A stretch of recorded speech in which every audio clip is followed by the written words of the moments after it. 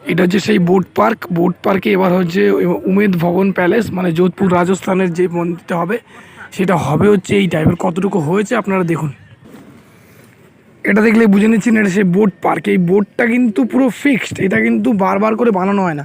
সবাই হয়তো যেদিন দেখতে আসে ঠাকুর সবাই ভাবে যে এই বোটটা মানে নতুন করে বানানো হয়, কিন্তু এটা নতুন করে বানানো হয় না, এটা সবসময় ফিক্সড থাকে। এর জন্যই এর নাম হচ্ছে বোট পার্ক।